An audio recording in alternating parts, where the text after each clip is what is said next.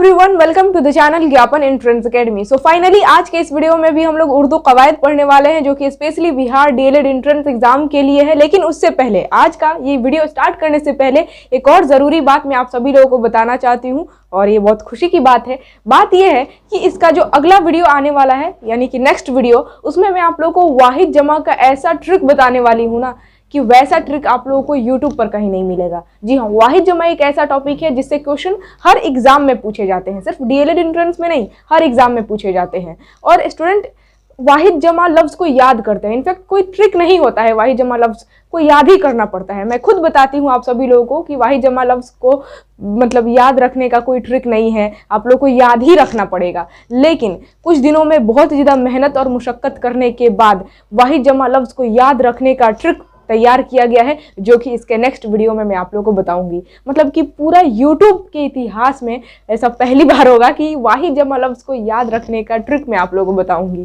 ठीक है ना। तो इसका जो नेक्स्ट वीडियो होगा उसको देखना मत भूलिएगा, क्योंकि वाहिद जमा से आप लोग के एग्जाम में क्वेश्चन पूछे जाते हैं, और आप लोग को ट्रिक पता रहेगा तभी तो आप लोग बता पाएंगे ना क्वेश्चन का आंसर। तो कल वाला वीडियो यानी कि इसका नेक्स्ट वीडियो जरूर देखिएगा, ठीक है ना। तो चलिए आज के इस वीडियो को स्टार्ट करते हैं। हर एक टॉपिक को तो आप लोगों को पढ़ाया जा रहा है, हर एक सब्जेक्ट की तैयारी करवाई जा रही है, तो एकदम जबरदस्त अंदाज में बस आप लोग ज्ञापन एंट्रेंस एकेडमी से जुड़े रहें और हर एक सब्जेक्ट की तैयारी करते रहें। पूरा विश्वास के साथ मैं कह रही हूँ, पूरी टीम हमारी जो है ना आप लोगों की तैयारी में भिड़ चुकी है, और आप लोगों को सरकारी कॉलेज हम लोग दिला कर ही रहेंगे। बस आप लोग जुड़े रहें और वीडियोस को शेयर वगैरह करते रहें, चैनल को सब्सक्राइब करवाते रहें, ताकि हमारे और हमारी टीम के अंदर मोटिवेशन जगे रहे, और इसी तरह हम लोग ज़बरदस्त क्लास लेते रहे और आप लोग की तैयारी करवाते रहें। और जो कुछ भी आप लोग को समझाया जा रहा है, अगर समझ में आ रहा है तो लाइक ज़रूर करें। अभी रुक जाए, कोई दिक्कत नहीं है, अभी रुके और वीडियो को देखें, समझे। अगर समझ में आता है तो ही लाइक कीजिएगा, कोई दिक्कत नहीं है, ठीक है ना। तो समझिए, यहाँ पर हर्फ को आज के इस वीडियो में हम लोग पढ़ने वाले हैं। हर्फ किसे कहते हैं? हर्फ को इंग्लिश में कहा जाता है प्रीपोजिशन, यानी कि हर्फ वह लफ्ज होते हैं, वह कलमा होते हैं जो किसी जुमले में जुड़ जाते हैं ना, तो उस जुमले का अर्थ समझ में आने लगता है, मानी समझ में आने लगता है। लेकिन अगर वो लफ्ज अकेले रहे तो उनका मानी समझ में नहीं आता है। जैसे कि एग्जाम्पल के तौर पर महमूद दरख्त पर है, ठीक है, या फिर महमूद छत पर है, तो पर हटा दिया जाए तो महमूद छत है। कुछ समझ में आ रहा है? नहीं समझ में आ रहा है। और जैसे ही पर लगा दिया जाएगा तो महमूद छत पर है, तो पर ये लफ्ज़ है, इसके लगने की वजह से जुमला यानी कि सेंटेंस का मानी समझ में आ रहा है। इसी वजह से पर को क्या कहेंगे? हर्फ कहेंगे। तो आई होप आप लोग को हर्फ समझ में आ गया होगा। अब हर्फ की किस्मों को आप लोग को पढ़ना है। हर्फ की बहुत सारी किस्में हैं, बहुत सारे टाइप है, लेकिन मेनली जहाँ से आप लोग के डीएलएड एंट्रेंस एग्जाम में क्वेश्चन पूछे जाते हैं वो टॉपिक मैं यहाँ पर लिख दी हूँ, वो सभी किस्मों को, सभी टाइप को लिख दी हूँ। तो यहाँ पर ध्यान से समझिए। पहला जो टाइप है वो है हुरूफ जार या फिर हुरूफ रब्त। तो किसे कहते हैं हुरूफ जार? वह हुरूफ या फिर वह लफ्ज जो इस्म का फाइल का फेल के साथ या फिर इस्म का खबर के साथ राब्ता पैदा करे। मुझे पता है कि अभी जो मैं डेफिनेशन बोली इसका कुछ भी मतलब आप लोगों को नहीं समझ में आया होगा, इसको हम लोग ज़रा डीपली समझते हैं, कोई दिक्कत नहीं है। देखिए, हुरूफ जार उस तरह के हुरूफ को कहते हैं जो इस्म यानी कि जो काम करने वाला सब्जेक्ट है ना, उसकी खबर बताए, जिस लफ्ज़ के ज़रिए हमें पता चलता है, उसको कहते हैं हम लोग हुरूफ जार। जैसे कि देखिए, मुंतज़िर मस्जिद में है, मुंतज़िर की खबर कि मुंतज़िर कहाँ है? मस्जिद में है। तो में ये जो लफ्ज़ है ना, ये हुरूफ जो है ना, में, ये हमें मुंतज़िर की खबर का राबता कर रहा है, यानी कि मुंतज़िर के खबर के साथ राबता पैदा कर रहा है कि मुंतज़िर कहाँ है? तो मस्जिद में है, ठीक है। तो इसी वजह से ये जो में लफ्ज़ है इसको क्या कहेंगे? हुरूफ जार या फिर हुरूफ रब्त। रब्त से ही याद रखना है राबता, यानी कि वह लफ्ज़, वह हुरूफ जो इस्म का खबर के साथ राबता पैदा करे, यानी कि संबंध पैदा करे, ठीक है ना। उस तरह के हुरूफ को कहा जाता है हुरूफ जार। मुंतज़िर मस्जिद में है, तो ये जो में लफ्ज़ है ये मुंतज़िर का खबर जो है ना, मुंतज़िर का खबर के साथ राब्ता पैदा कर रहा है कि मुंतज़िर कहाँ है? मस्जिद में है। आई होप आप लोगों को समझ में आ गया होगा। उसी तरीके से है पर, महमूद छत पर है, तो पर ये जो लफ्ज़ है ये महमूद का जो है ना खबर के साथ राब्ता पैदा कर रहा है कि महमूद कहाँ है? तो छत पर है। तो पर ये लफ्ज़ क्या कहलाएगा? हुरूफ जार या फिर हुरूफ रब्त कहलाएगा। उसी तरीके से है तक, लिए, अंदर, ठीक है, ये सभी लफ्ज़ क्या कहलाएंगे? हुरूफ जार या फिर रब्त, ठीक है ना। आगे बढ़ते हैं। हुरूफ अत्फ किसे कहते हैं? हुरूफ अत्फ उस तरह के हुरूफ को कहते हैं जो दो इस्मों या फिर दो जुमलों को जोड़ दे, उस तरह के हुरूफ को कहा जाता है हुरूफ अत्फ। जैसे कि कलम व किताब, कलम और किताब को जोड़ने के लिए बीच में क्या है, वाव, तो ये जो व है ना, व, इसको कहेंगे हुरूफ अतफ। देखिए मैं लिख दी हूँ, व को क्या कहेंगे, हुरूफ अतफ। कलम व किताब, कलम और किताब, ये जो दो इसम है, दो नाम है, इसको जोड़ने का काम कौन कर रहा है, व, तो व को कहेंगे हुरूफ अतफ। लेकिन यहाँ पर ध्यान दीजिए, अब हुरूफ अतफ के पहले, ये है पहले, पहले जो लफ्ज आता है, जो इसम आता है, उसको कहते हैं मातूफ अलैह है। और हुरूफ अतफ के बाद जो लफ्ज देखने को मिलता है, जो इसम देखने को मिलता है, वो कहलाता है मातूफ। ये भी याद रखिएगा। देखिए हुरूफ अतफ के पहले वाला इसम मातूफ अलैह कहलाता है और हुरूफ अतफ के बाद वाला इसम नाम मातूफ कहलाता है, ये याद रखना है। उसी तरीके से देखिए यहाँ पर भेड़ और बकरी, आप लोग इसका आंसर बताइए कमेंट में लिखकर कि इसमें हुरूफ अतफ कौन है और मातूफ अलैह कौन है और मातूफ कौन है, फटाफट कमेंट में लिखकर बताइए। और फिर मैं अभी आप लोग को बता रही हूँ, मिला लीजिए कि आप लोग सही बताए हैं कि नहीं। देखिए भेड़ और बकरी, ये जो जुमला है, इसमें और ये जो हुरूफ है ना, इसको कहेंगे क्या, हुरूफ अतफ। क्या कहेंगे, हुरूफ अतफ, क्योंकि ये दो इसम को जोड़ने का काम कर रहा है। भेड़ और बकरी दो नाम है ना, इसको जोड़ने का काम और कर रहा है, तो और को क्या कहेंगे, हुरूफ अतफ कहेंगे। और हुरूफ अतफ के पहला वाला ये लफ्ज है, पहला वाला इसम, तो इसको कहेंगे मातूफ अलैह। और बाद वाला इसम ये है बकरी, तो इसको कहेंगे हम क्या, मातूफ। आई होप आप लोगों को समझ में आ गया होगा। चलिए आगे बढ़ते हैं फटाफट। तीसरा जो टाइप है वो है हुरूफ तखसीस।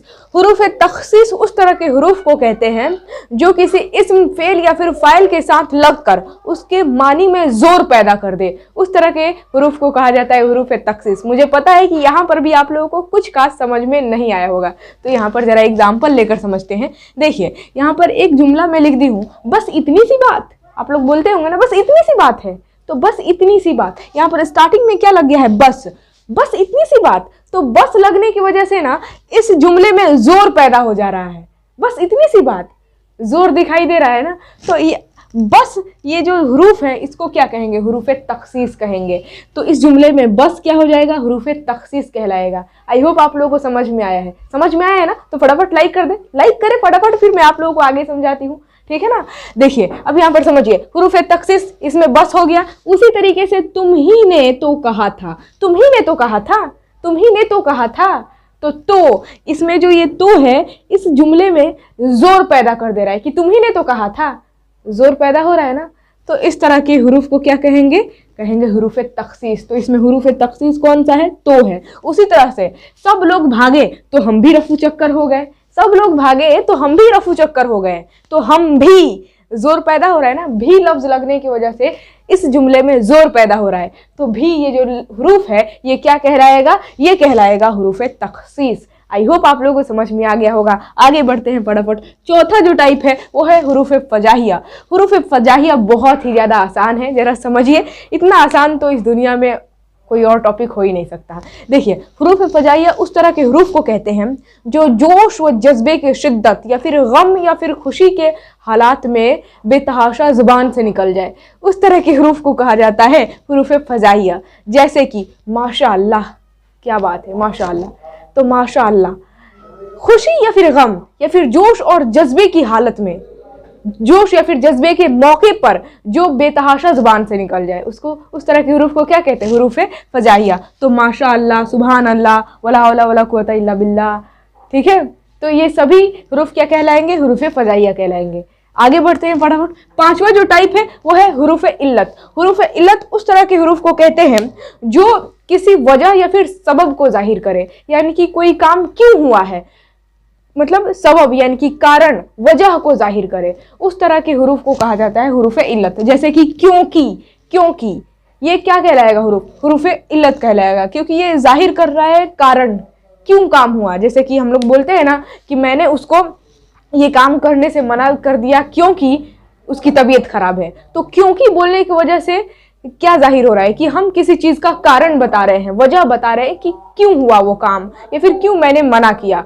तो इस तरह के हुरूफ को क्या कहते हैं, हुरूफ इल्लत। उसी तरह इसलिए, लिहाजा, ताकि, चुनांचा, ये सभी हुरूफ इल्लत कहलाएंगे। और लास्ट जो टाइप है वो है हुरूफ इजाफत। देखिए बाहर से थोड़ी सी नॉइजिंग आ रही है, इसके लिए मैं माफी चाहूंगी, लेकिन आप लोग जरा हमारी बात पर गौर कीजिए और टॉपिक को समझने की कोशिश कीजिए। हुरूफ इजाफत उस तरह के हुरूफ को कहते हैं जो किसी इस्म के इस्म का मफऊल के साथ ताल्लुक बताए, उस तरह के हुरूफ को कहते हैं हुरूफ इजाफत। जैसे कि का, के, की, रा, रे, री, ना, ने, नी। देखिए हुरूफ इजाफत की जो संख्या होती है ना वो 9 होती है। 1 2 3 4 5 6 7 8 9। ये क्वेश्चन पूछा जा सकता है आप लोग के एग्जाम में, ध्यान में रखिएगा। क्वेश्चन पूछ देगा कि हुरूफ इजाफत की तादाद कितनी है, ऑप्शन में दिया रहेगा 9, धीरे से टिक कर दीजिएगा। हुरूफ इजाफत आई होप आप लोग को समझ में आ गया होगा, जो इस्म का किसी चीज के साथ ताल्लुक पैदा करे, उस तरह के हुरूफ को कहते हैं हुरूफ इजाफत। जैसे कि यहाँ पर का लिखी हूं ना, का मतलब ये हामिद का टोपी है, हामिद का टोपी। तो हामिद का टोपी यानी कि हामिद और टोपी का ताल्लुक जो है ना, हमें का लफ्ज से पता चल रहा है कि टोपी किसका है, तो हामिद का। तो ये जो का लफ्ज है ना, ये ताल्लुक पैदा कर रहा है इस्म का टोपी के साथ। इस्म कौन है, हामिद है, और इस्म का टोपी यानी कि हामिद का टोपी, तो का है, ये क्या कहलाएगा, हुरूफ इजाफत। ठीक है ना। उसी तरीके से सलीमा की किताब, तो सलीमा की किताब, बीच में क्या आ रहा है, की लफ्ज की वजह से सलीमा और किताब के बीच क्या है, ताल्लुक देखने को मिल रहा है। तो की, इसको क्या कहेंगे, हुरूफ इजाफत। तो आई होप आप लोगों को समझ में आ गया होगा। का, के, की, रा, रे, री। तुम्हारा किताब, तो तुम्हारा, तुम्हारा बीच में क्या आ रहा है, रा आ रहा है ना, तो इसी वजह से रा को क्या कहेंगे, हुरूफ इजाफत कहेंगे। तुम्हारी किताब, तो बीच में री आ रहा है ना, तुम्हारी किताब यानी कि तुम्हारा और किताब के साथ जो निस्बत मतलब ताल्लुक है वो री से पता चला है, तुम्हारी किताब। तो री, इस लफ्ज, इस हुरूफ को क्या कहेंगे, हुरूफ इजाफत कहेंगे। तो आई होप आप लोगों को हर्फ का ही जमा होता है हुरूफ, प्लूरल वर्ड। तो आई होप आप लोगों को हुरूफ समझ में आ गया होगा और हुरूफ के सारी टाइप समझ में आ गए होंगे। बस यहीं से आप लोग के एग्जाम में क्वेश्चन पूछे जाते हैं। इसके अलावा भी बहुत सारी किस्में हैं जिससे आप लोग के एग्जाम में क्वेश्चन नहीं पूछे जाते हैं। जो इंपॉर्टेंट था वो मैं आप लोग को पढ़ा दी। आई होप आप लोग को हर एक पॉइंट समझ में आया होगा। अगर समझ में आया है तो कमेंट में लिख कर बताएं, और वीडियो को अभी तक आप लोगों ने लाइक नहीं किया है तो फटाफट लाइक कर दे और जितना ज्यादा हो सके शेयर कर दे, ताकि सभी लोग इस वीडियो का लाभ उठा सके। चैनल पर अगर आप लोग नए नए आए हुए हैं, हमारे वीडियोस को पहली बार देख रहे हैं, तो चैनल को सब्सक्राइब करके नोटिफिकेशन बेल जरूर ऑन कर लीजिएगा, ताकि जब भी वीडियो अपलोड हो नोटिफिकेशन आप तक सबसे पहले पहुंचे। अगर आप लोग यहां तक स्क्रीनशॉट लेना चाहते हैं तो कोई दिक्कत नहीं है, ले लीजिए फटाफट स्क्रीनशॉट। फेल किसे कहते हैं? अब एग्जाम में जो आदमी फेल हो जाता है उसको फेल मत समझिएगा, यहाँ पर उर्दू में आप लोगों को फेल समझना है। किसे कहते हैं फेल? फेल उर्दू कवायद में फेल कहते हैं काम को यानी कि क्रिया को। इंग्लिश में आप लोग वर्ब पढ़े होंगे, वर्ब, और हिंदी में आप लोग क्रिया पढ़े होंगे। बस उसी तरह आप लोग को उर्दू में फेल पढ़ना है। फेल का मतलब क्या? क्रिया, काम। कोई भी काम फेल कहलाता है। जैसे कि मैं अभी बोल रही हूँ तो बोलना फेल कहलाएगा। आप लोग पढ़ रहे हैं, पढ़ना क्या कहलाएगा? फेल कहलाएगा। बोलना, पढ़ना, लिखना, सीखना, उठना, बैठना, दौड़ना, भागना, कूदना, चिल्लाना वगैरह वगैरह, ये सभी काम है। तो सारा काम, सभी क्रिया को क्या कहते हैं हम लोग? फेल कहते हैं उर्दू में। अब आज के इस वीडियो में हम लोग फेल की किस्मों को पढ़ने वाले हैं, यानी कि टाइप्स ऑफ वर्ब। उर्दू में फेल की कितनी टाइप है, कितनी किस्में हैं, यहाँ पर समझिए। जमाना के लिहाज से, जमाना का मतलब क्या? टेंस। जिस तरह आप लोग इंग्लिश में टेंस पढ़े होंगे और हिंदी में काल पढ़े होंगे, उसी तरह उर्दू में जमाना कहा जाता है। टेंस या फिर काल को उर्दू में क्या कहते हैं? जमाना कहते हैं, यानी कि समय को ही, वक्त को ही जमाना कहा जाता है। और इंग्लिश में टेंस 3 प्रकार का, यानी 3 टाइप्स ऑफ टेंस। टेंस को 3 भागों में बांटा गया है ना, यानी कि प्रेजेंट, पास्ट और फ्यूचर। उसी तरह हिंदी में भी काल के 3 प्रकार हैं, ठीक है, भूतकाल, वर्तमान काल और भविष्य काल। उसी तरह उर्दू में भी जमाना यानी कि टेंस की 3 किस्में हैं, 3 टाइप है, माजी, हाल और मुस्तकबिल। माजी का मतलब होता है पास्ट टेंस यानी कि भूतकाल, हाल का मतलब होता है प्रेजेंट टेंस यानी कि वर्तमान काल, और मुस्तकबिल का मतलब होता है भविष्य काल यानी कि फ्यूचर टेंस। तो ये 3 टाइप होते हैं जमाना के। और जिस तरह जमाना की 3 टाइप होते हैं ना, उसी तरीके से फेल को भी जमाना के लिहाज से 6 भागों में बांटा गया, यानी कि 6 किस्में हैं फेल के। यानी कि वर्ब का उर्दू में कितने टाइप? तो 6 टाइप। पहला है फेल माजी, दूसरा है फेल हाल, तीसरा है फेल मुस्तकबिल, चौथा है फेल मुजारे, और 5वां है फेल अमर, और 6ठा है फेल नहीं। बहुत आसान है, ज़्यादा टफ समझने की जरूरत नहीं है। देखिए कितना आसान है।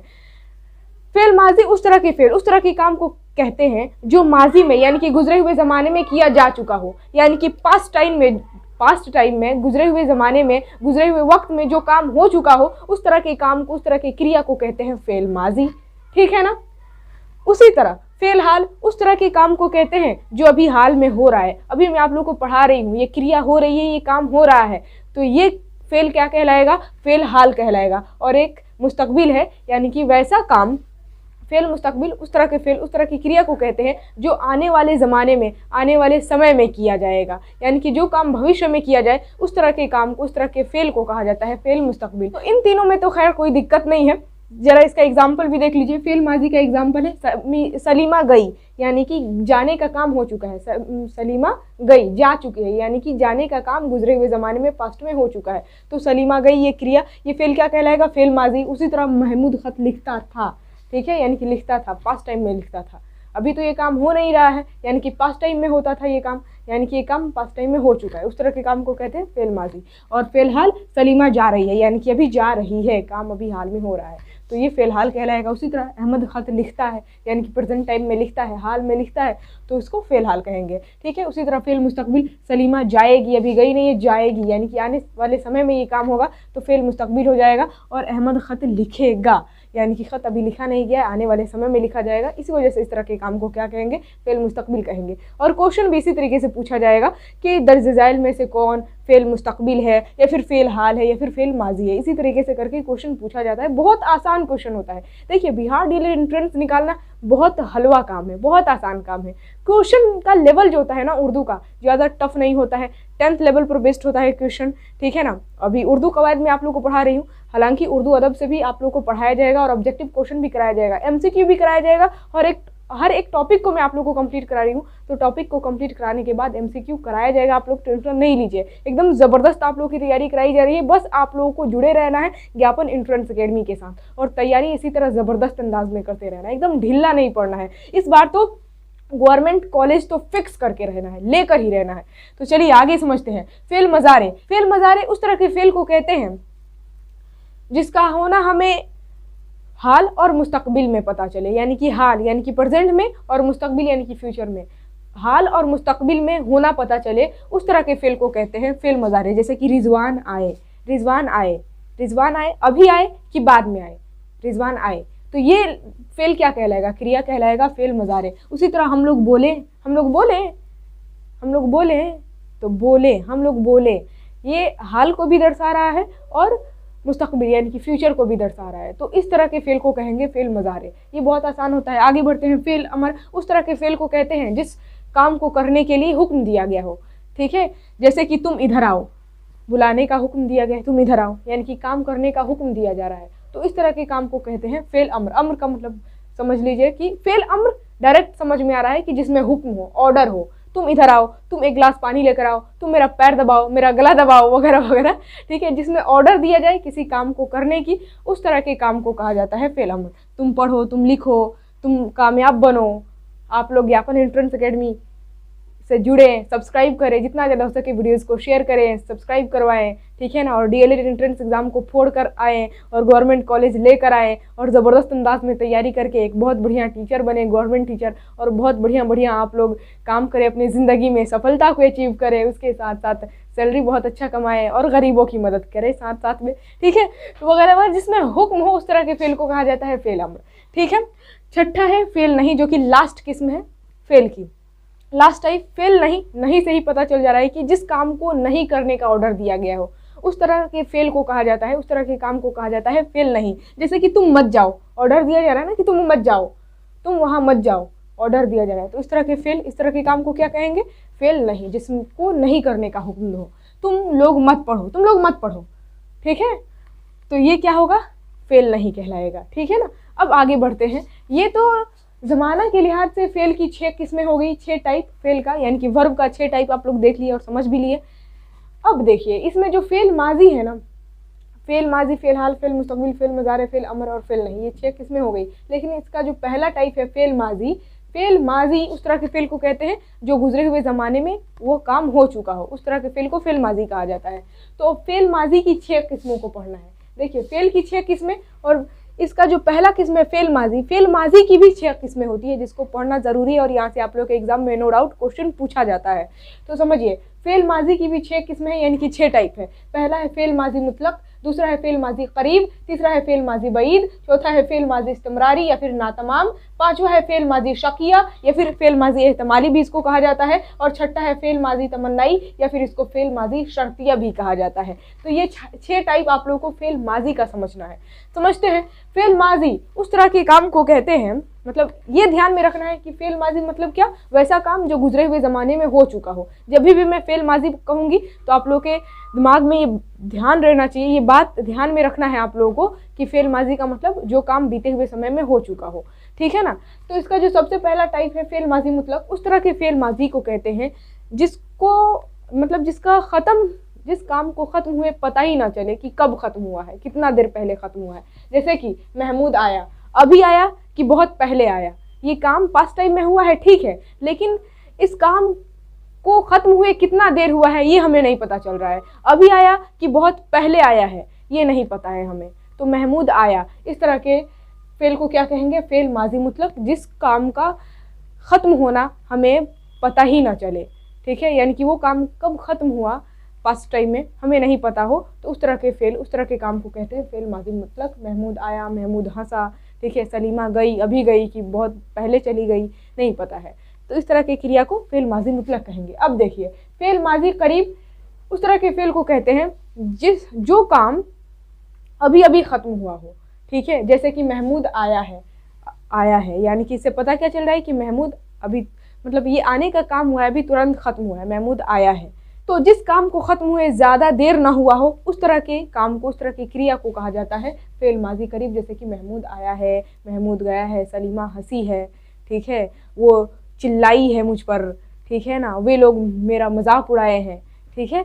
तो इस तरह के सारे फेल माजी करीब कहलाएंगे। और पहचानने का ट्रिक क्या है, इस तरह के फेल के लास्ट में है या फिर हैं या फिर हो रहता है। जैसे कि महमूद आया है, पहले था महमूद आया, फेल माजी मुतलक क्या है, महमूद आया, मतलब इसमें हम लोग को पता नहीं चल रहा था कि अभी आया कि बाद में आया, काम का ख़त्म होना हमें नहीं पता चल रहा था कि कब काम ख़त्म हुआ, और बस महमूद आया फेल माजी जो मुतलक है, इसी के लास्ट में आप लोग है लगा देंगे ना तो वो फेल माजी करीब बन जाएगा। अब क्वेश्चन यहाँ से इसी तरीके से पूछा जाता है कि बताइए मंदरज़ैल में से फेल माजी बईद कौन है, ठीक है ना।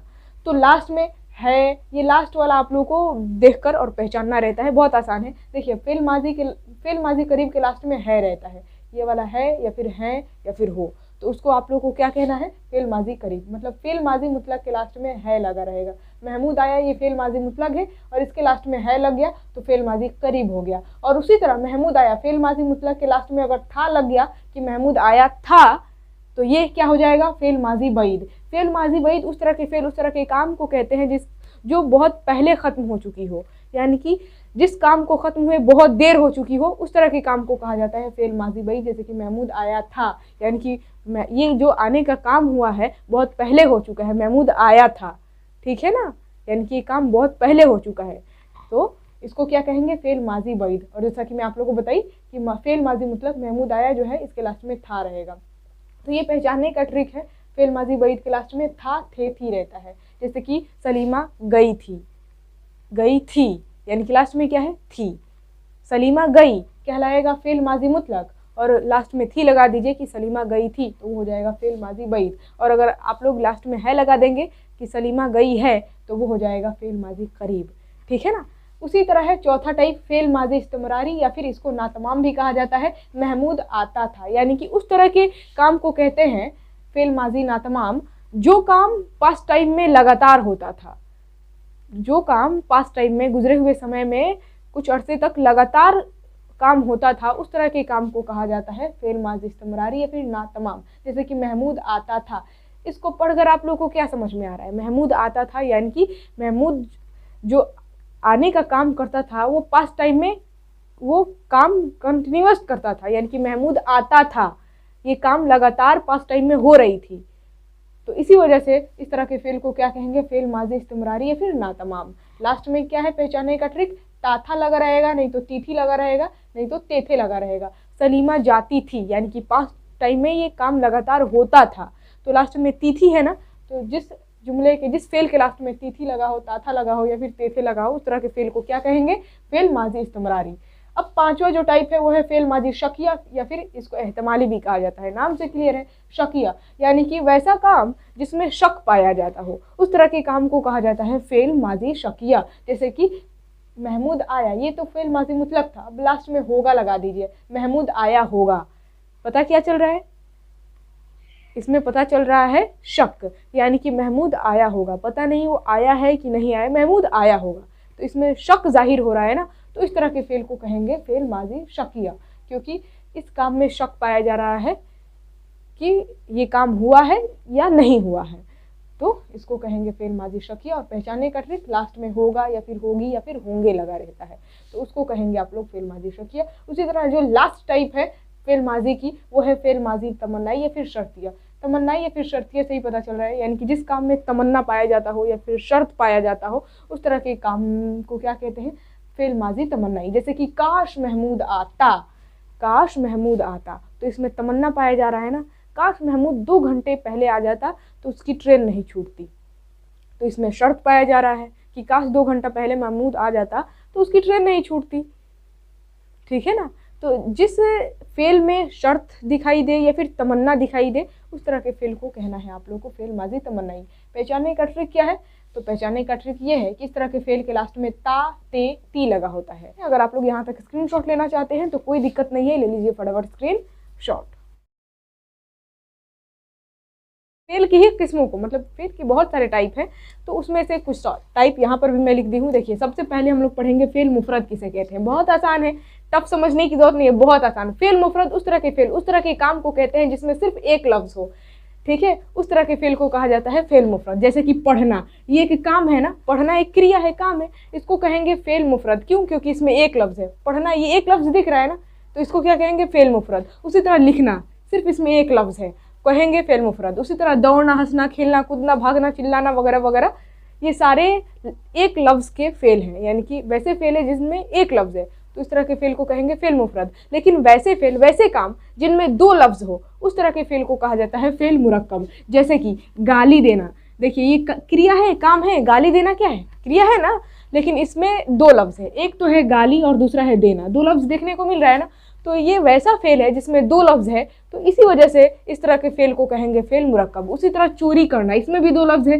पहला है चोरी और दूसरा है करना, तो इसको क्या कहेंगे? फेल मुरक्कब कहेंगे।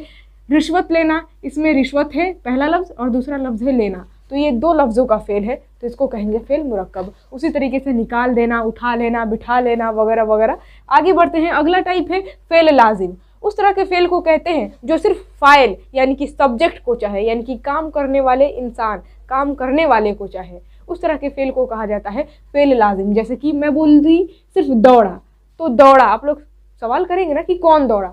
दौड़ा, ये ऐसा फेल है ना जो कि फाइल को मांग रहा है, यानी कि चाह रहा है, दौड़ा, तो कौन दौड़ना? फाइल कौन है? सब्जेक्ट कौन है? कौन दौड़ा? काम करने वाला इंसान कौन है? दौड़ने वाला कौन है? यानी कि फाइल को चाह रहा है ना, तो इस तरह के फेल को कहा जाता है फेल लाजिम, जो कि फाइल यानी कि सब्जेक्ट को चाहे। उसी तरह रोया, सवाल आता है कौन रोया? यानी कि फाइल सब्जेक्ट को चाह रहा है ना, सब्जेक्ट की यहाँ पर क्वेश्चन उठ रही है कि आखिर सब्जेक्ट कौन है, रोने वाला कौन है, कौन रोया? तो इस तरह के फेल को क्या कहेंगे? काम को कहेंगे फेल लाजिम। उसी तरह हंसा, गया, दौड़ा, भागा, ठीक है, ये सभी फेल फेल लाजिम कहलाएंगे। और चौथा है फेल मुतादी। उस तरह के फेल मुतादा, उस तरह के फेल को कहते हैं जो फाइल, मतलब जिसमें फाइल तो हो और साथ साथ में मफूल यानी कि ऑब्जेक्ट भी हो, तो उस तरह के फेल को कहा जाता है फेल मुतादा। जैसे कि उस्ताद ने सबक पढ़ाया, इसमें सब्जेक्ट भी है यानी कि फाइल है उस्ताद, यानी कि पढ़ाने का काम कौन कर रहा है? उस्ताद जी कर रहे हैं, यानी कि टीचर कर रहे हैं, तो उस्ताद ये सब्जेक्ट। उसी तरीके से फेल हो गया पढ़ाना और सबक हो गया मफूल यानी कि ऑब्जेक्ट, ठीक है, तो इसमें फाइल, फेल और मफूल तीनों हैं, तो इस तरह के फेल को कहेंगे फेल मुतादा।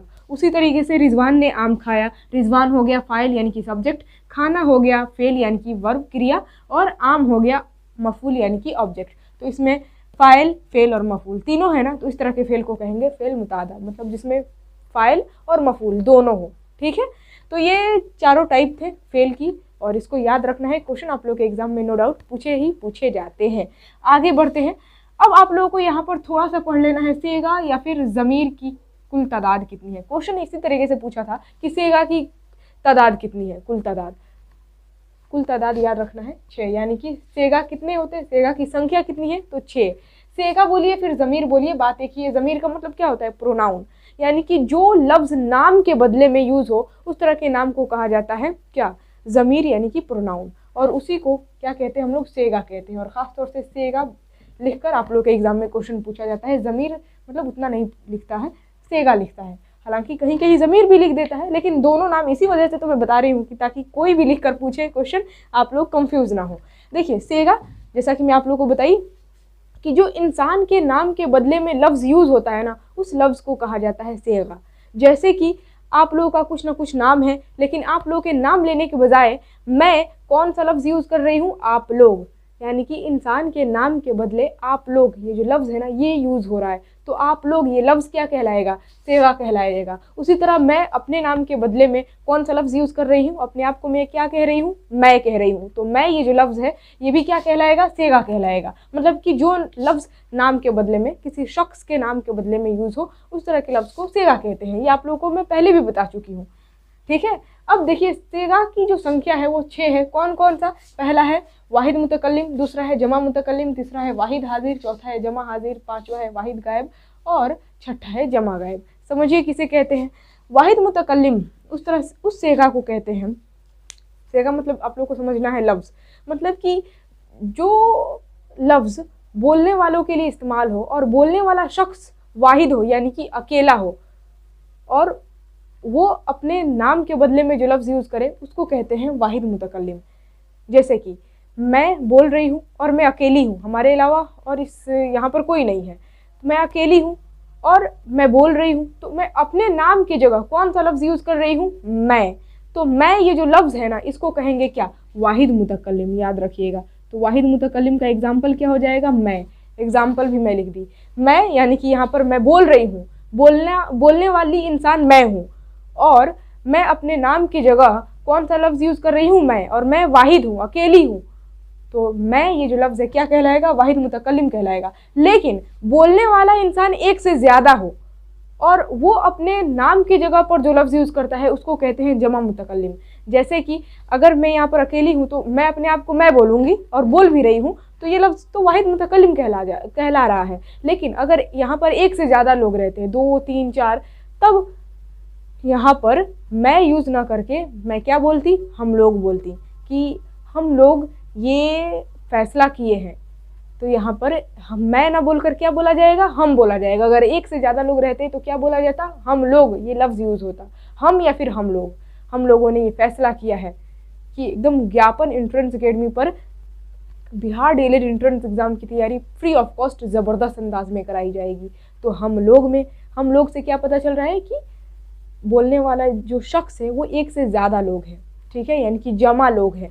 तो इसी वजह से हम हो जाएगा या फिर हम लोग, या फिर हम लोग, ये लफ्ज़ क्या कहलाएगा, जमा मुतकल्लिम कहलाएगा, ठीक है। वाहिद मुतकल्लिम, जमा मुतकल्लिम, समझ में आ गया। अब समझिए वाहिद हाजिर।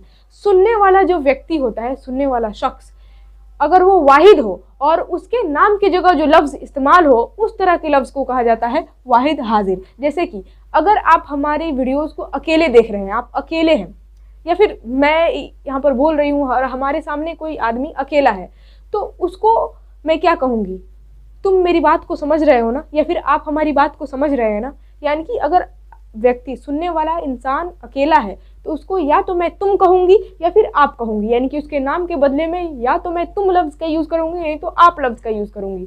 तो तुम या फिर आप, ये दोनों लफ्ज़ जो है ना ये क्या कहलाएंगे, वाहिद हाजिर कहलाएंगे। यानी कि हमारे सामने जो व्यक्ति है वो हाजिर तो है, हमारी बात को तो सुन रहा है, लेकिन वह वाहिद है, यानी कि अकेला है। तो उसके नाम के बदले में कौन सा लफ्ज़ यूज़ किया जाएगा, तुम या फिर आप। इसी वजह से तुम या फिर आप क्या कहलाएगा, वाहिद हाजिर कहलाएगा। लेकिन अगर हमारी बात को सुनने वाले लोग एक से ज़्यादा हैं, यानी कि यहाँ पर एक से ज़्यादा लोग हैं जो कि हमारी बात को सुन रहे हैं, तो उस वक्त मैं या तो तुम लोग कहूँगी नहीं तो आप लोग कहूँगी, कि तुम लोग हमारी बात को समझ रहे हो ना, या फिर आप लोग हमारी बात को समझ रहे हैं ना। तो जब सुनने वाले लोग, मतलब सुनने वाला शख्स एक से ज़्यादा हो, तो उस वक्त नाम के बदले में जो लफ्ज़ यूज़ किया जाएगा वो या तो तुम लोग ये यूज़ किया जाएगा नहीं तो आप लोग यूज़ किया जाएगा। इसी वजह से तुम लोग या फिर आप लोग ये जो लफ्ज़ है क्या कहलाएगा, जमा हाजिर कहलाएगा। आई होप आप लोगों को ये भी समझ में आ गया होगा, बहुत आसान है। उसी तरीके से वाहिद गायब, गायब आप लोग जानते हैं जिसके बारे में बात की जाए उसको कहते हैं गायब। और अगर जिस शख्स के बारे में बात की जा रही है, जो शख्स गायब है, यहाँ पर मौजूद नहीं है, जिसके बारे में बात की जा रही है वो अकेला है, वाहिद है, तो उस शख्स के नाम के बदले में जो लफ्ज़ यूज़ किया जाएगा वो कौन सा लफ्ज़ होगा, वह होगा कि वह मेरे बारे में गलत सोच रही थी, या फिर वह मुझसे झूठ बोली, उसने मुझे झूठ बोला, ठीक है, उसने मुझसे झूठ बोला, जो भी है, मतलब जिसके बारे में बात की जाए, अगर वो शख्स अकेला है, वाहिद है, तो उसके नाम के बदले में जो लफ्ज़ यूज़ किया जाएगा उसको कहते हैं वाहिद गायब। तो वाहिद गायब का एग्जाम्पल क्या हो जाएगा, वह हो जाएगा या फिर उसने हो जाएगा, ठीक है, वह या फिर उसने। लेकिन जिसके बारे में बात की जाए वो अकेला ना होकर एक से ज़्यादा लोग हों, तो उस वक्त नाम की जगह जो लफ्ज़ यूज़ होगा उस तरह के लफ्ज़ को कहेंगे, मतलब उस तरह के सेगा को कहेंगे जमा गायब। जैसे कि वह लोग बहुत खुश हुए, वह लोग बहुत खुश हुए, यानी कि वह लोग, इस लफ्ज़ से क्या पता चल रहा है कि एक से ज़्यादा लोग थे, यानी कि जमा और गायब, यानी कि उनके बारे में बात की जा रही है। जिनके बारे में बात की जा रही है वो गायब है, यहाँ पर मौजूद नहीं है, और वो एक से ज़्यादा लोग हैं, जमा है। तो इसी वजह से वह लोग या फिर वे लोग, वह लोग या फिर बस और क्या हो सकता है, वह लोग या फिर वे लोग, ठीक है, क्या कहलाएगा, जमा गायब कहलाएगा बस। तो जमा गायब का एग्जाम्पल क्या हो गया, वह लोग।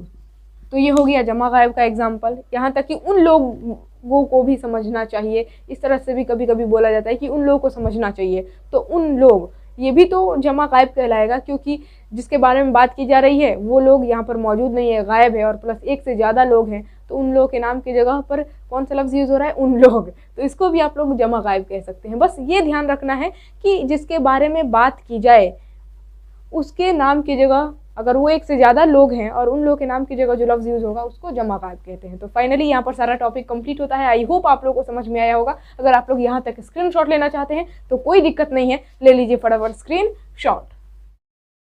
हम लोग मेनली समझने वाले हैं इसमें मुश्तक की किस्मों को। इसमें मुश्तक जो कि मैं आप लोग को ऑलरेडी इसके पहले वाले वीडियो में बता चुकी हूँ। अगर आप लोग इसका पहला वाला पार्ट नहीं देखें, पहला वाला वीडियो, तो लिंक इसी वीडियो के डिस्क्रिप्शन में डाल दिया गया है प्लेलिस्ट का। आप लोग प्लेलिस्ट के लिंक पर क्लिक करेंगे ना तो प्रत्येक वीडियो आप लोग को 1 बाय 1 करके मिल जाएगा, आप लोग देख लीजिएगा। एक बार फिर से मैं आप लोगों को बता देती हूँ, इसमें मुश्तक उस इस्म को कहते हैं जो मस्दर से तो बना हो, जो कि मस्दर से तो बना हो लेकिन उससे कोई अगला इस्म या फिर फेल ना बन सके, उस तरह के इस्म को कहते हैं इसमें मुश्तक, ठीक है ना। जैसे कि लिखना एक मस्दर है, क्योंकि मस्दर उसे कहते हैं जो, देखिए मुश्तक समझने से पहले आप लोगों को मस्दर पता होना चाहिए। इसी वजह से मैं बोल रही हूँ कि अगर आप लोग इसका पहला वाला वीडियो देखे हैं तो फिर आज का ये वीडियो में हम लोग जो कुछ भी समझने वाले हैं, पढ़ने वाले हैं, वो आप लोगों को एकदम आसानी से समझ में आएगा, क्योंकि ऑलरेडी मैं इसके पहले वाले वीडियो में मस्दर और मुश्तक और जामिद वगैरह पढ़ा चुकी हूँ। एक बार फिर से मैं बता देती हूँ ताकि आप लोग का रिवीजन भी हो जाए, और प्लस जो लोग नया इस वीडियो को देख रहे हैं, पहली बार देख रहे हैं, उनको भी साथ साथ समझ में आ जाए।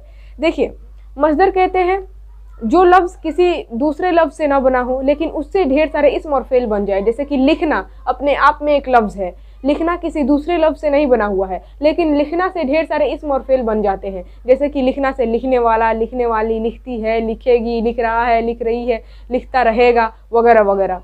तो एक लफ्ज़ है लिखना और इससे ढेर सारे इस्म और फेल बन जा रहे हैं ना, तो ये जो लिखना लफ्ज़ है, इस्म है, इसको क्या कहेंगे, मस्दर कहेंगे। और मुश्तक कहते हैं, इसमें मुश्तक उस इस्म को कहते हैं जो मस्दर से बने, यानी कि लिखना से लिखने वाला बन गया, अब लिखने वाला से आगे आप कुछ नहीं बना सकते हैं, तो इसी वजह से लिखने वाला ये जो लफ्ज़ है उसको क्या कहेंगे, इसमें मुश्तक कहेंगे। तो वही मैं आप लोग को समझाना चाह रही हूँ कि इसमें मुश्तक वह इस्म होता है जो मस्दर से तो बना होता है लेकिन उससे आगे इस्म और फेल ना बन सके, उस तरह के इस्म को कहते हैं इसमें मुश्तक। जैसे कि लिखना से लिखने वाला बन गया तो लिखने वाला इसमें मुश्तक है, क्योंकि लिखने वाला से अब आगे आप कुछ नहीं बना सकते हैं। लिखना से लिखता है आप लोग बना दिए, अब लिखता है से आगे आप कुछ नहीं बना सकते हैं, तो लिखने वाला या फिर लिखता है या फिर लिखेगी, ये सभी इस्म क्या कहलाएंगे, मतलब ये सभी जुमले क्या कहलाएंगे, सभी इसमें मुश्तक कहलाएंगे, ठीक है ना। तो इसमें मुश्तक समझ में आ गया। अब यहाँ पर आप लोगों को इसमें मुश्तक की भी किस्मों को पढ़ना है, यानी कि इसमें मुश्तक के 5 टाइप है, 5 किस्में हैं, उसको आप लोग को आज के इस वीडियो में समझना है, और इससे आप लोग के एग्जाम में क्वेश्चन पूछे जाते हैं। तभी तो मैं आप लोगों को पढ़ा रही हूँ। ठीक है, जो जो टॉपिक वो इंपॉर्टेंट है आप लोगों के एग्जाम के लिए, वो हर एक टॉपिक आप लोगों को पढ़ा रही हूँ। तो देखिए, इसमें मुश्तक की मैं 5 किस्मों को लिख दी हूँ। पहला है इसमें फ़ाइल, दूसरा है इसमें मफ़ऊल, तीसरा है इसमें हालिया, चौथा है इसमें हासिल मसदर और 5वां है इसमें मुआवजा। ठीक है ना। तो ये 5 टॉपिक को हम लोग समझेंगे। ज़्यादा वीडियो लंबा भी नहीं होगा, कम समय में हम लोग ये सारे टॉपिक को कवर कर लेंगे। ठीक है ना। और स्टार्टिंग हम लोग वीडियो को करें तो उससे पहले आप लोग वीडियो को लाइक शेयर ज़रूर कर दें, जितना ज़्यादा हो सके शेयर करें। और जो कुछ भी मैं आप लोगों को समझाती हूँ समझ में आता है तो लाइक तो बनता है, फटाफट लाइक कर दें और ज़्यादा से ज़्यादा शेयर करें ताकि सभी लोग इस वीडियो का लाभ उठा सके। चैनल पर अगर आप लोग नए नए आए हुए हैं, हमारे वीडियो को पहली बार देख रहे हैं, तो चैनल को सब्सक्राइब करके नोटिफिकेशन बेल ज़रूर ऑन कर लीजिएगा ताकि जब भी वीडियो अपलोड हो तो नोटिफिकेशन आप तक सबसे पहले पहुँचे। So now without any delay let's go to start.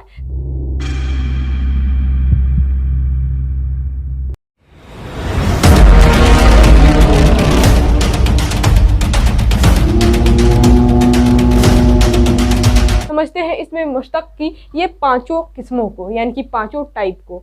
इसमें मुश्तक तो आई होप आप लोग को समझ में आ गया होगा। अब चलिए 5 किस्मों को समझते हैं। पहला जो किस्म है इसमें फ़ाइल, उस तरह के इसमें मुश्तक को कहते हैं, क्योंकि इसमें मुश्तक ही तो पहला किस्म है इसमें फ़ाइल, तो इसमें फ़ाइल उस तरह के इसमें मुश्तक को कहते हैं जो फ़ाइल को जाहिर करे, उसको कहते हैं हम लोग इसमें फ़ाइल। जैसे कि पढ़ने वाला, पढ़ना मसदर है और पढ़ना से पढ़ने वाला बन गया, यानी कि पढ़ने वाला क्या है, इसमें मुश्तक है।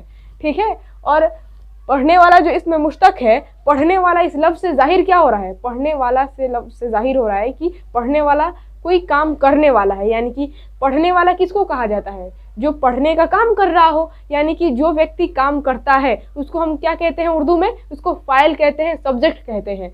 तो वही यहाँ पर कहा जा रहा है कि इसमें फ़ाइल उस तरह के इसमें मुश्तक को कहते हैं जो फ़ाइल को जाहिर करे, यानी कि सब्जेक्ट को जाहिर करे, काम करने वाले इंसान को जाहिर करे।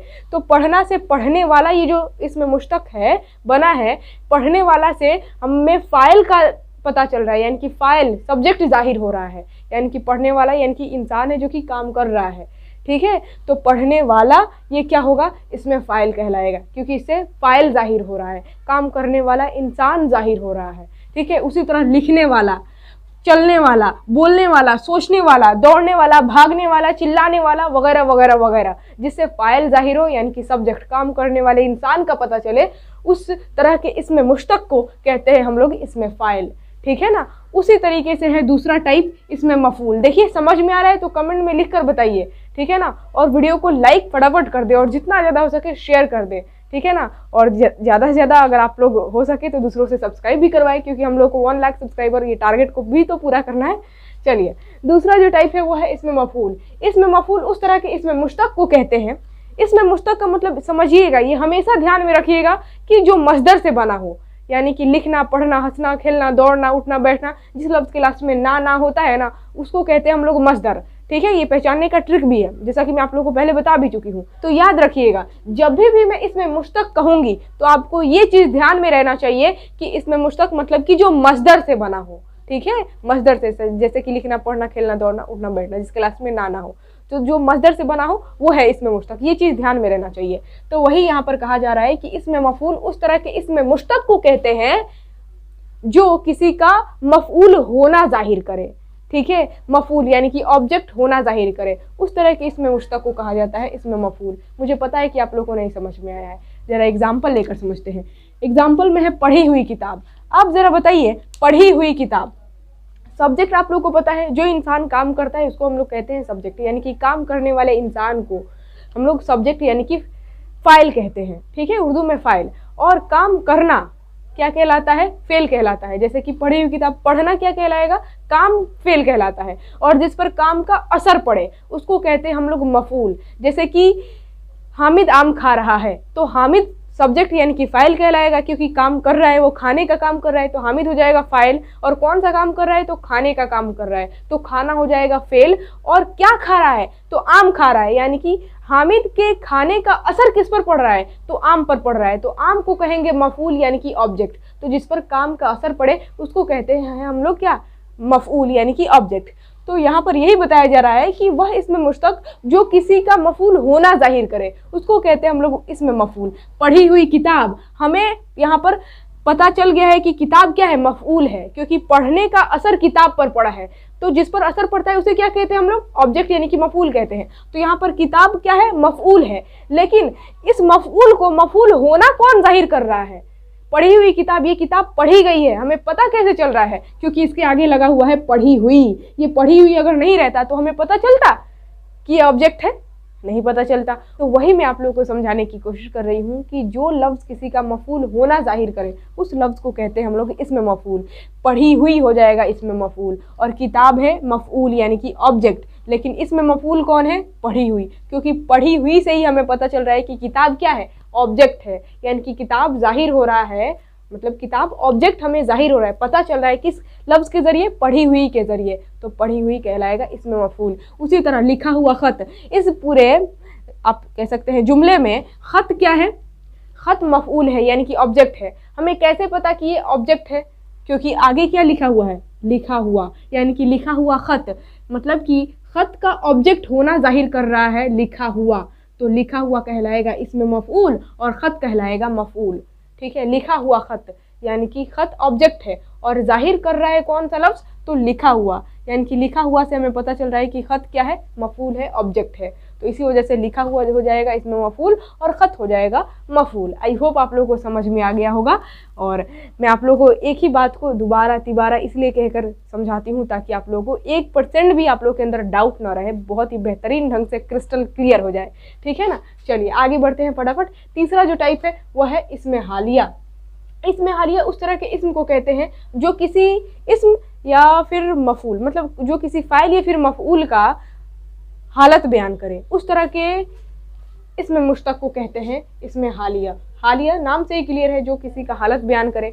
जैसे कि अहमद हंसता हुआ आया, तो अहमद की हालत कौन सा लफ्ज़ बता रहा है, यहाँ पर हंसता हुआ। तो ये जो हंसता हुआ इसमें मुश्तक है ना, ये हो जाएगा इसमें हालिया, क्योंकि हंसता हुआ से हमें अहमद की हालत पता चल रही है कि अहमद किस तरह आया, तो हंसता हुआ आया, यानी कि उसकी हालत क्या थी, वो हंस रहा था। ठीक है, यानी कि अहमद हंसता हुआ आया, तो हमें अहमद की हालत हंसता हुआ इस लफ्ज़ से पता चल रहा है। तो इसी वजह से इसको क्या कहेंगे, इसमें हालिया कहेंगे। इसमें मुश्तक को इसमें हालिया कहेंगे। उसी तरह वह रोते हुए गई, वह कैसे गई, हालत कौन बयान कर रहा है, तो रोते हुए, ये इसमें मुश्तक क्या कहलाएगा, इसमें हालिया कहलाएगा। ठीक है, तो आई होप आप लोगों को इसमें हालिया भी समझ में आ गया होगा। आगे बढ़ते हैं, चौथा टाइप है इसमें हासिल मस्दर, या फिर इसको हासिल मस्दर भी कहा जाता है। हासिल मस्दर इंपॉर्टेंट है, जरा इसको ध्यान से समझिएगा। हासिल मस्दर उस तरह के इस्म को कहते हैं जो मस्दर तो ना हो लेकिन असर और मानी मस्दर का ही खींचे, मतलब ऐसा लगे कि वो मस्दर से ही बना है लेकिन वो मस्दर नहीं होता है, उस तरह के इस्म को कहते हैं हासिल मस्दर। जैसे कि आना एक मस्दर है ना, आना और आहट। आहट आप लोग यहाँ पर एग्जाम्पल के तौर पर लिख दी हूँ, आहट। आहट हासिल मस्दर है, मतलब आहट बोलने पर ऐसा लग रहा है ना कि आहट जो है ना वो आना से ही बना है, यानी कि आहट ये जो लफ्ज़ है आना का मानी और असर खींच रहा है, ऐसा लग रहा है कि आना से ही आहट बना है। ठीक है, लेकिन आहट मस्दर नहीं है। ठीक है, तो आहट को क्या कहेंगे, हासिल मस्दर कहेंगे। उसी तरह है लड़ाई। लड़ाई, इसको पढ़कर क्या समझ में आ रहा है कि लड़ाई यानी कि लड़ना से ही बना होगा ये, यानी कि ये जो लड़ाई लफ्ज़ है ये मानी और असर मस्दर का खींच रहा है। लड़ना क्या है, मस्दर है, तो लड़ना से ऐसा लग रहा है कि लड़ाई बना हुआ है, यानी कि मानी और असर मस्दर का खींच रहा है। इसी वजह से इसको क्या कहेंगे, हासिल मस्दर कहेंगे, हालांकि ये मस्दर नहीं है। उसी तरीके से जलन, जलना से जलन। ठीक है, ऐसा लग रहा है कि जलना से ही जलन बना हुआ है, यानी कि मानी और असर खींच रहा है मस्दर का, तो इसी वजह से ये लफ्ज़ क्या कहलाएगा, हासिल मस्दर कहलाएगा। उसी तरह से चलन है, ऐसा लग रहा है कि चलन जो है ना वो चलना से बना हुआ है। ठीक है, लेकिन चलन ये मस्दर नहीं है, तो इसको क्या कहेंगे, हासिल मस्दर कहेंगे। लेकिन चलना क्या है, मस्दर है, चलना मस्दर है और मस्दर का ही तो मानी और असर खींच रहा है ये चलन, मतलब ऐसा लग रहा है कि चलना से ही बना है चलन, लेकिन चलन मस्दर नहीं है, चलना मस्दर है। ठीक है, तो चलन ये लफ्ज़ क्या कहलाएगा, हासिल मस्दर कहलाएगा। उसी तरीके से दौड़ना से दौड़, ऐसा लग रहा है कि दौड़ना से दौड़ बना हुआ है, तो दौड़ ये जो लफ्ज़ है इसको क्या कहेंगे, हासिल मस्दर कहेंगे। उसी तरीके से चाह, लिखाई, पिटाई, दबाव, सजावट। चाह, चाहना से चाह ऐसा लग रहा है कि बना है।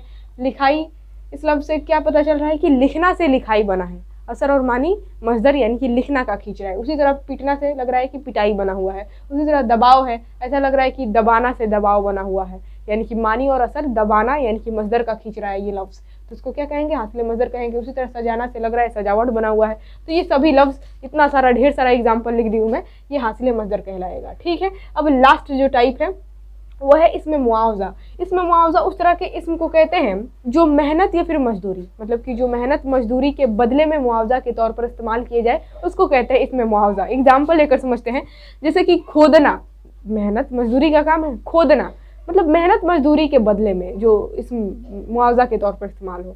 ठीक है, मेहनत मजदूरी, ये ध्यान में रखिएगा। खोदना, खोदना के बदले में अगर यूज़ किया जाए खुदवाई, खोदना के बदले में खुदवाई ये लफ्ज़ है, तो खुदवाई क्या कहलाएगा, इसमें मुआवजा कहलाएगा। क्योंकि खोदना तो हो गया क्या, मजदर हो गया, लेकिन खुदवाई ये क्या कहलाएगा, इसमें मुआवजा कहलाएगा। उसी तरीके से रंग कराना, रंगाई कराना या फिर रंग चढ़ाना, तो उसके बदले में रंगाई, यानी कि मेहनत मजदूरी के बदले में रंगाई लफ्ज़ यूज़ किया जाता है ना, तो ये क्या कहलाएगा, इसमें मुआवजा कहलाएगा। उसी तरह से ढोना, अब ढोना के बदले में बोला जाए ढुलाई, तो फिर ये क्या कहलाएगा, इसमें मुआवजा कहलाएगा। उसी तरीके है धोना, धोना के बदले में धुलाई। ठीक है, यानी कि मेहनत और मजदूरी के बदले में धुलाई लफ्ज़ यूज़ किया जाए, तो ये धुलाई लफ्ज़ क्या कहलाएगा, इसमें मुआवजा कहलाएगा। लेकिन धोना, ढोना ये लफ्ज़ हो जाएगा क्या, मजदर, लेकिन ढुलाई और धुलाई ये हो जाएगा इसमें मुआवजा। ठीक है, वगैरह वगैरह बहुत सारे लफ्ज़ देखने को मिल जाएंगे जो मेहनत और मजदूरी के मुआवजे में इस्तेमाल किए जाते हैं। तो उस तरह के इसम को कहा जाता है इसमें मुआवजा। तो ये हो गया इसमें मुश्तक की 5 किस्में। आई होप आप लोग को समझ में आया होगा। अगर समझ में आया है तो खैर कमेंट में लिखकर ज़रूर बताएं और वीडियो को लाइक ज़रूर करें। फटाफट वीडियो को लाइक कर दें और जितना ज़्यादा हो सके शेयर कर दें ताकि सभी लोग इस वीडियो का लाभ उठा सके। अगर आप लोग चैनल पर नए नए आए हुए हैं, हमारे वीडियो को पहली बार देख रहे हैं, तो चैनल को सब्सक्राइब करके नोटिफिकेशन बेल ज़रूर ऑन कर लीजिएगा ताकि जब भी वीडियो अपलोड हो तो नोटिफिकेशन आप तक सबसे पहले पहुंचे। तो फटाफट ले लीजिए स्क्रीन शॉट। तो चलिए आज के इस वीडियो को यहीं पर एंड करते हैं। इसी के साथ मैं आप सभी लोगों से विदा लेती हूं। Bye bye, take care. फिर मिलेंगे हम लोग अगले वीडियो में अगले टॉपिक के साथ। तब तक के लिए जय हिंद और खुदा हाफिज।